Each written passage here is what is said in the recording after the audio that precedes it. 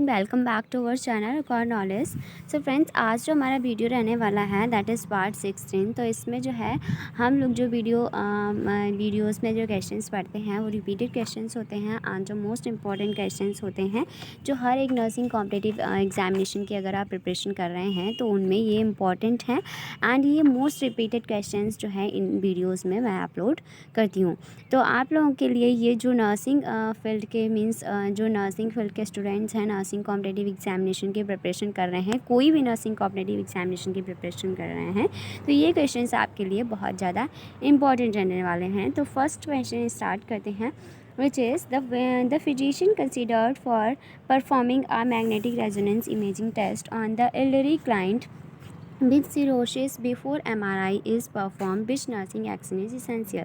तो physician consider करता है क्या परफॉर्म करने के लिए, MRI परफॉर्म करने के लिए। MRI टेस्ट होता है जो परफॉर्म करने के लिए फिजिशियन कंसीडर करता है। एक एल्डरली क्लाइंट है एंड जिसको क्या है, सिरोसिस है। तो नर्स का एक्शन क्या रहेगा MRI टेस्ट होने से पहले। नर्स का एक्शन पूछा है तो फर्स्ट ऑप्शन इसमें दिया है the nurse administration of pre test sedative. Nurse जो है वो प्री टेस्ट सेडेटिव देगी, या फिर नर्स जो है रिकॉर्ड करेगी क्लाइंट्स बॉडी वेट को रिकॉर्ड करेगी, या तो नर्स जो है वो बिफोर MRI टेस्ट जो है नर्स डेंटल जो ब्रिज होते हैं क्लाइंट के उन्हें रिमूव करेगी, या तो फिर फॉलिस रिटेंशन कैथेटर को इंसर्ट करेगी। सो करेक्ट ऑप्शन इज जो नर्स होती है वो MRI से पहले जो है अगर किसी भी फिजिशियन ने जो है किसी भी एल्डरली जो क्लाइंट है उसके लिए अगर MRI जो है वो कंसीडर किया है तो नर्स जो होती है वह MRI होने से पहले जो है वो नर्स जो है रिमूव करती है क्लाइंट के डेंटल ब्रिज अगर है तो। सो MRI जो होता है is a type of medical imaging technique जो कि यूज़ किया जाता है कैरेक्टरिस्टिक्स बिहेवियर ऑफ प्रोटोन जब when placed in powerful magnetic field to make image of tissues and organ. And ये एक विजुअलाइजेशन ऑफ मस्कुलर सिस्टम होता है। MRI जो होता है उसमें ये MRI कुछ कॉन्ट्राइंडिकेटेड भी होता है, मीन्स कुछ ऐसे पेशेंट होते हैं जिसमें MRI परफॉर्म नहीं करना चाहिए। तो वो ऐसे होते हैं जैसे कि कार्डियक पेसमेकर है या फिर मैग्नेटिक एन्यूरिज्मल क्लिप्स है, तो ऐसे पेशेंट में जो है MRI परफॉर्म भी नहीं करता है। तो बेसिकली जो है क्वेश्चन पूछा है कि MRI से पहले जो है क्या करना चाहिए, नर्स का एक्शन क्या रहना चाहिए। तो नर्स का एक्शन जो है क्लाइंट डेंटल ब्रिज को रिमूव करना होता है। Second question is that which procedure provide information regarding the physiology of an organ. तो कौन सा प्रोसीजर जो है प्रोवाइड किया जाता है जो प्रोवाइड करता है information regarding the physiology of organ, means कोई भी ऑर्गन जो है वो वर्क प्रॉपर कर रहा है नहीं वर्क कर रहा है, तो कौन सा इसमें से कौन सा प्रोसीजर जो है वो प्रोवाइड करता है information. So first option is x ray या फिर CT स्कैन या फिर MRI या फिर न्यूक्लियर स्कैन। तो correct option is nuclear scan. Nuclear scan जो होता है किसी भी ऑर्गन की फिजियोलॉजी से रिगार्डिंग जो होता है इंफॉर्मेशन प्रोवाइड करता है। न्यूक्लियर स्कैन जो होता है इसे हम जो है रेडियो न्यूक्लियोसाइड इमेजिंग स्टडी भी कहते हैं। एंड इसमें क्या होता है कि इसमें रेडियो एक्टिव सब्सटेंस का यूज़ किया जाता है। एंड इसमें क्या होता है, स्ट्रक्चर एंड फंक्शंस ऑफ कोई भी स्पेसिफिक ऑर्गन और टिश्यूज़, कोई भी स्पेसिफिक ऑर्गन या तो टिश्यूज़ का जो क्या होता है स्ट्रक्चर एंड फंक्शंस को देखने के लिए जो है न्यूक्लियर स्कैन टेस्ट किया जाता है। अदर कुछ रेडियोलॉजी टेस्ट भी होते हैं जैसे कि एक्सरे होता है, ये CT स्कैन होता है, MRI होता है। टेक्स ओनली डिटेल पिक्चर, ये जो है इनसे डिटेल पिक्चर ले सकते हैं और किसी भी ऑर्गन या टिश्यूज़ के, बट फंक्शंस से रिगार्डिंग जो इन्फॉर्मेशन देता है विच इज़ न्यूक्लियर स्कैन। ठीक है। सो इसमें क्या होता है, जो एक्सरे है, CT स्कैन है एंड MRI होता है, ये सिर्फ जो है डिटेल पिक्चर देते हैं, किसी भी डिटेल पिक्चर देते हैं, क्या देते हैं, सिर्फ डिटेल पिक्चर देते हैं किसी भी ऑर्गन और टिश्यूज़ की। बट न्यूक्लियर स्कैन जो होता है वो ये फंक्शंस, किसी भी स्ट्रक्चर, किसी भी ऑर्गन, किसी भी टिश्यूज़ के फंक्शंस को जो देखते हैं वो न्यूक्लियर स्कैन से देखते हैं। So next question, all of the following instructions are given to a patient before computer tomography scan accept। Question में पूछा है कि इनमें से कौन से इंस्ट्रक्शंस जो हैं वो देते हैं किसी भी पेशेंट को जब उसे CT जो कंप्यूटर टोमोग्राफी होता है उससे पहले किसी एक को छोड़ के, मीन्स इनमें से कोई 3 जो हैं, कोई 3 ऑप्शंस हैं करेक्ट, बट एक जो है जो 3 थिंग्स हैं वो बताते हैं किसी एक को छोड़ के, किसी भी पेशेंट को। सो first option is wear comfortable loose fitting clothing, remove all metallic objects such as happen danger jewelry, या फिर it may not affect the outcome of pregnancy it case of female patient nil only several as before the scan. So correct option is D, nil orally several as before the scan. क्या होता है कि कोई means जो computer tomography होता है, जिसे हम सीटी भी कहते हैं, सीटी स्कैन कहते हैं। तो सीटी स्कैन जो होता है किसी भी पेशेंट का अगर होने जा रहा है तो इंस्ट्रक्शंस क्या देते हैं सीटी स्कैन से होने से पहले। तो हम ये भी इंस्ट्रक्शन देते हैं कि आप जो है कंफर्टेबल लूज फिटिंग क्लोथ पहनो, है ना। तो या फिर रिमूव जितने भी मेटेलिक ऑब्जेक्ट्स होते हैं उनको रिमूव आप कर दो, है ना। डेंजरस ज्वेलरी हैं, इनको रिमूव करना है। और थर्ड इज़ ये भी कहते हैं इट विल कि ये अफेक्ट नहीं करता है आउटकम ऑफ प्रेगनेंसी को। इट केस ऑफ फीमेल, अगर फीमेल पेशेंट है तो प्रेगनेंसी को ये अफेक्ट नहीं करता है सीटी स्कैन। तो ये भी जो है इंस्ट्रक्शंस हम देते हैं किसी भी पेशेंट को जिनका जो है कंप्यूटर टोमोग्राफी होने जा रहा है। बट एक्सेप्ट क्या है, nil orally several hours before the scan, इसकी ज़रूरत नहीं होती है, क्योंकि सीटी स्कैन जो होता है वो अफेक्ट करता है आउटकम ऑफ प्रेगनेंसी को in case of female patient, क्योंकि इसमें क्या होता है because of use of high dose of x-ray. But nil per oral may be required only if contrast is being used, अगर कॉन्ट्रास्ट यूज़ किया गया है, कॉन्ट्रास्ट यूज है तब जो है ज़रूरी होता है नील पर ओरली। बट अगर कॉन्ट्रास्ट नहीं है तो फिर नील पर ओरली रहने का कोई जो है रिक्वायरमेंट नहीं होता है। मेटेलिक ऑब्जेक्ट हैं वो उनको भी रिमूव करना होता है ना। तो ये सब क्वेश्चन। तो नेक्स्ट क्वेश्चन, इसमें करेक्ट ऑप्शन क्या रहने वाला है, nil orally several as before the scan, क्योंकि एक्सेप्ट पूछा है ना। नेक्स्ट क्वेश्चन क्या है, next question is which of the following involves the injection of radio isotopes into the body. Which of the following involves the injection कौन सा involve करना है रेडियो आइसोटोप्स में into the body. So first option is radiography, PET, city imaging and MRI। So correct option is B, that is P, PET. So correct option is PET। क्या होता है कि computer tomography जो है सीटी एक computerised x ray scan होता है। एंड इसमें से हम पढ़ रहे हैं सीटी स्कैन के बारे में, सीटी इमेजिंग टेस्ट के बारे में। सो कंप्यूटर टोमोग्राफी जो होता है एक एक्सरे स्कैनिंग इमेज होता है एंड जो कि प्रोड्यूस करता है एक सेक्शनल एनाटॉमिक इमेज प्रोवाइड करता है। एंड नेक्स्ट जो पेट है हमारा answer, correct is pet.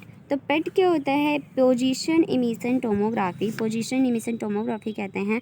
And reconstruction of body section by using position emission radio nuclei with the use of radio isotopes. और द इमेज प्रोड्यूस बाय पेट, और जो image जो produce होती हैं वो पेट के थ्रू, पोजीशन इमिशन टोमोग्राफी के थ्रू प्रोवाइड होती हैं। इसमें इंडिकेट होता है डिग्री ऑफ मेटाबॉलिज्म और blood flow and physiological function जो है इनसे इंक्लूड होते हैं। Next question is that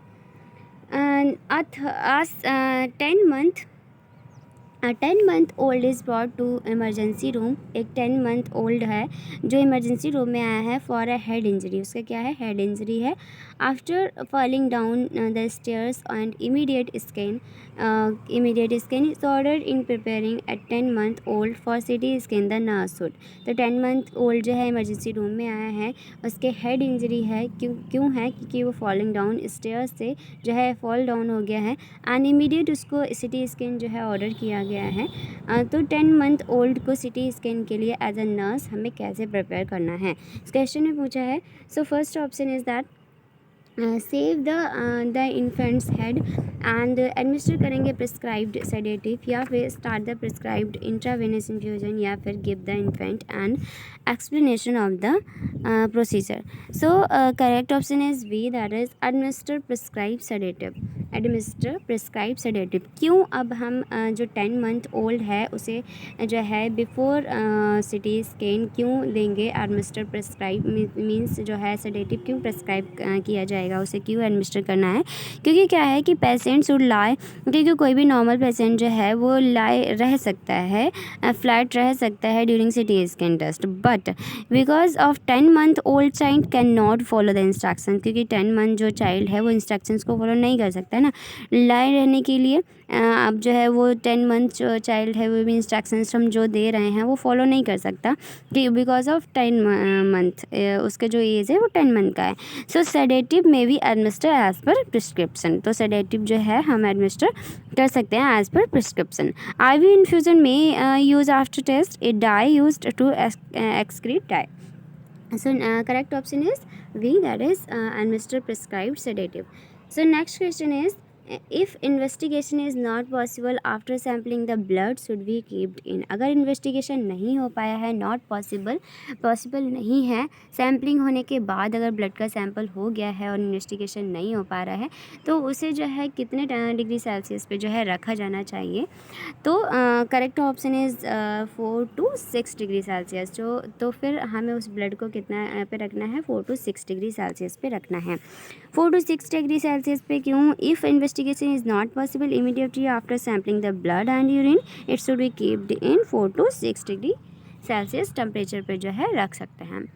next question, which Mrs.